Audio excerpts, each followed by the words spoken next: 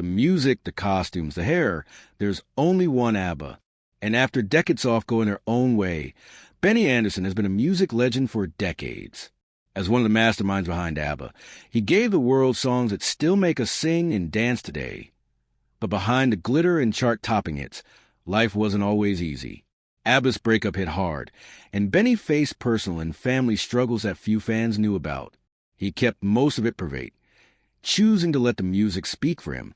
But now at 78, Benny has finally opened up about the truth, about her, about his past, and about what's really going on with ABBA today. Join us as we take a closer look at Benny's journey from the start and see what he has finally confessed. Early life and first steps in music. Benny Andersson was born on the 16th of December, 1946 in the Vasan district of Stockholm. His father, Gasta Andersson, was a civil engineer, and his mother was Layla. He had a younger sister, Eva Lise, who was born in 1948. Music was his blood from the start. Both his father and grandfather Ephraim played the accordion. When Benny was 6 years old, they bought him his own accordion and introduced him to Swedish folk music, traditional music, and a style called schlager. He quickly developed a love for all kinds of music. The first records he owned were Dubis Music by Caterina Valente and Elvis Presley's Jailhouse Rock. He especially loved the song Treat Me Nice on the flip side because it had a piano. This mix of different music styles would influence him for the rest of his life. At the age of 10, Benny got his own piano and taught himself to play. He was inspired by musicians like Brian Jones. School didn't hold his interest for long, so held it at 15 and started performing at youth clubs. During this time, he met his first girlfriend, Christina Granville. They had 2 children together, Peter, born in 1963, and Helen, born in 1965. In early 1964, Benny and Christina joined a group called Elvert Spellman Slag, which means Electricity Board Folk Music Group. The name was a playful joke about their electric instruments. They played mostly instrumental songs like Baby Elephant Walk. And this was when Benny began writing his first songs, the Hep Stars and Rising Fame. In October 1964, Benny's career took a big step forward when he joined the pop band, the Hep Stars, as their keyboardist. Just a few months later, in March 1965, the band had their breakthrough with the hit song Cadillac. The Hears quickly became one of the most famous Swedish pop bands of the 1960s. Benny became not just their keyboard player, but also the main musical force behind the group, as well as a teen idol. At first, the band played mostly cover versions of international hits, but Benny soon began writing songs for them. He gave the band several big hits, including No Response, Sunny Girl, Wedding, Consolation, It's Nice to Be Back, and She Will Love You. These songs helped shape their identity and prove Benny's talent for creating memorable music. Benny met Bjorn in June 1966, and the two quickly began writing songs together. Their first song was Isn't It Easy to Say, which was later recorded by the Hep Stars. Benny also worked with Lasseter Hogan, and together they wrote several songs. One off their entries, Hedgeclown, came second in the 1969 Melody Festival, Sweden's Eurovision Song Contest Finals. That same event changed Benny's life in another way. He met singer Annie Fried Lingad, and they soon became a couple. Around the same time, Bjorn met singer Agnetha Falskog. These personal relationships naturally led to a close collaboration between the four of them in the years that followed. Benny and Bjorn scored their first songwriting hits in 1969 with Luva Sextile for Britta Borg and Spellman for the Hep Stars. As the two couple began helping each other in recording sessions, the powerful blend of Agne and Annie Fred's voices convinced Benny and Bjorn to model their group after successful mixed vocal acts of the time. That Benny's connection with Annie Fred also grew through music. He produced her 1969 single Peter Pan, and later her debut album Frida in 1971. She kept busy with reviews and cabaret shows in Stockholm, while Agnetha starred in the Swedish version of Jesus Christ Superstar in 1972. By the early 1970s, all four were supporting each other's music careers, laying the foundation for something bigger, the beginning of ABBA. The first time the four performed together was in April 1970 during a trip to Cyprus. They sang for fun on the beach, but it turned into an impromptu concert for United Nations soldiers stationed there. Around that time, Benny and Bjorn were recording their first joint album, Licka, with Agnetha and Annie Fred, providing backing vocals on several tracks. Later that year, they launched Acid's act called Fest Focus, which means party people, but can also mean engaged couples. They debuted on the 1st of November 1970 in Gothenburg. The show received mostly negative reviews, except for a performance of Hedgeham Man, Hello Old Man, which became their first hit together.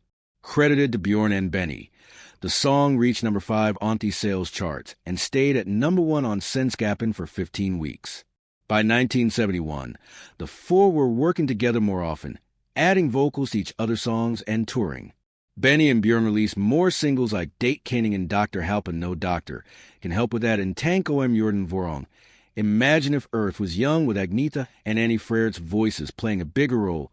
In the summer of 1971, Agnetha and Bjorn, now married, began performing regularly with Benny at Swedish folk parks. Andersson, the head of Polar Music, believes strongly that Benny and Bjorn could achieve worldwide success. He encouraged them to keep writing, and after some near misses, they entered the 1972 Melody Festival with Sag Date. Medan sang Say It with a song, which came third and became a hit in Sweden.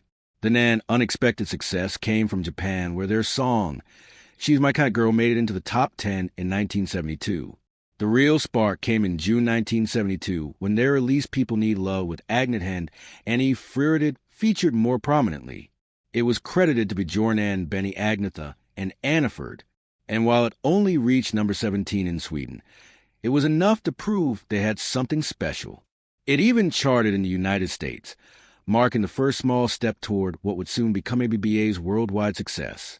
Ring Ring and the birth of the name ABBA. In 1973, the group still going by the long name Bjorn and Benny, Agnetha, and Annie Fred entered Melodifestivalen again with their song Ring Ring. Producer Michael B. Trita gave the track a special wall of sound feel that would later become ABBA's signature. The song was also given English lyrics by Neil Sedaka and Phil Cody. Many thought it would win, but Italy came third in the contest. Even though it didn't make it to Eurovision, the song and album Ring Ring became hits in several European countries and in South Africa. That same year, Agnetha had her daughter Linda and was briefly replaced by Inger Brunn for a trip to Taos, Germany. Around this time, manager Stig Andersson decided the group needed a shorter name. He began calling them ABBA, a playful nod to a Swedish fish canning company of the same name. Permission was granted as long as the band didn't bring shame to the brand. ABBA was simply the first letters of each member's first name, and by late 1973, it appeared on studio paperwork. A few years later, their famous logo with the backwards B was created during a photo shoot when Benny accidentally held his letter the wrong way, inspiring the final design. By 1976, the mirror became a permanent part of ABBA's image. Waterloo in the breakthrough years. In 1974, ABBA were invited to compete at Gain and Melody Die Festival. They chose the upbeat Waterloo, influenced by the glam rock scene in the UK. This time, they were more experienced and better prepared. On the 9th of February 1974, they won the Swedish election, and on the 6th of April, they took the Eurovision Song Contest crown performing in English. The win opened doors across Europe. Waterloo hit number 1 in 9 countries and broke into Thea's top 10, reaching number 6. Their next single, Honey Honey, had moderate success, but in the UK, their label chose to re-release Ring Ring instead. Some began wondering if they were just Aone, hit wonder. In late 1974, they toured parts of Europe, but not all shows sold out, forcing some cancellations.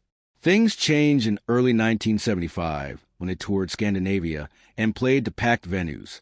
They continued releasing singles including SOS and MMA Mia, which became massive hits in Europe and Australia. In Australia, their songs dominated the charts thanks to TVS Countdown.